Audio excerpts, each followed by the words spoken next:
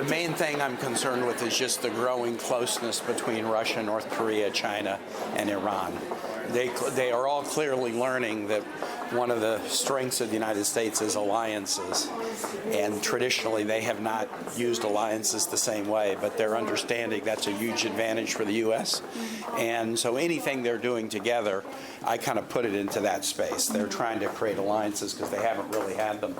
I think there will be limits to these alliances because I think these are nations that still have a lot of distrust with each other, and yet they can be useful to each other, and that's what's happening. I am equally concerned that Russia is going to be sharing or is sharing advanced technology with North Korea that will help advance its illicit nuclear and missile programs. I am concerned that North Korean artillery has come to Russia's aid at a critical time, and North Korean ballistic missiles are helping Russia carry out savage attacks on civilian centers across Ukraine.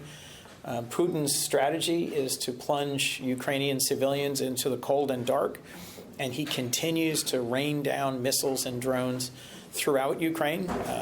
Right at the end of last year was the single biggest one-day attack of the whole war, not on the front lines, but in the civilian portions of Ukraine that are not otherwise at risk of conflict. So I'm very concerned about the impact of this growing alliance between North Korea, Iran, and Russia. Well, Russia certainly doesn't have the materials they need right now, and so they're reaching out to countries like North Korea. And it is concerning that North Korea is providing these. And what we have to do is make sure that we're supporting our ally in Ukraine to be able to make sure they've got the weapons they need to be able to fight back against it. Well, what could happen is that Russia has advanced technology that, as part of this deal, they could be sharing with North Korea to, for example, help progress their missile program, their nuclear program, as part of this deal. And so that could be kind of a quid pro quo of how this works. Well, two things. I'm very concerned about North Korea's arms shipments to Russia, both the earlier shipments and now the increased levels. This is obviously, it just shows the growing relationship between Putin and the North Korean regime.